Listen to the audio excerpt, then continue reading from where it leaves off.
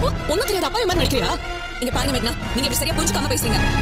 என்ன ஏமாத்தணும்னு நினைச்சாலே அவங்கள நான் சும்மா விட மாட்டேன். ஆனா நீ ஊருக்கு முன்னாடி என்ன ஏமாத்தி அவமானப்பட்டிருக்க. பெங்களூர் வந்த போய் என்ன வைஃப்னு சொல்லி தானே அறிமுகப்படுத்தினாரு. ரெண்டு பேரும் ஒரே ரூம்ல தான் தங்கிருந்தோம். அப்ப கூட உனக்கு தெரியலையா? நான் உன்னை சும்மா விட போறது இல்ல.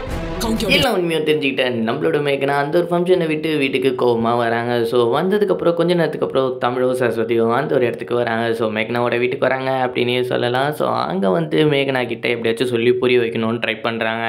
ஆனால் அவங்களால சொல்லி புரிய வைக்க முடியல. ஏன்னா மேகனா செம கோவத்தில் இருக்கிறாங்க. அவங்க சொல்கிறதே கேட்கல. ஆனால் நான் தமிழை பழி வாங்காமல் விட மாட்டேன் அப்படின்ற மாதிரி நம்மளோட மேகனா சொல்லிடுறாங்க. இந்த ஒரு தருணத்துக்கு தான் எல்லாருமே எதிர்பார்த்துட்டு இருந்தோம் அப்படின்னே சொல்லலாம். ஸோ இதுக்கப்புறம் வந்து நம்மளோட மேகனா ஃபுல்லாக இனிமேல் அதாவது எதிரியாக போகிறாங்க. அர்ஜுன் கூட கை கோக்க போகிறாங்க. அண்ட் சேம் டைம் வந்து இந்த ஒரு சீரியலுக்கு கூடிய சீக்கிரத்துலேயே ஒரு புலி ஸ்டெப் வைக்க போகிறதா சொல்லியிருக்காங்க. ஸோ உங்களோட கருத்து என்ன அப்படின்றத மறக்காமல் கீழே கமெண்ட் பண்ணி விட்டுருங்க. வரட்டா.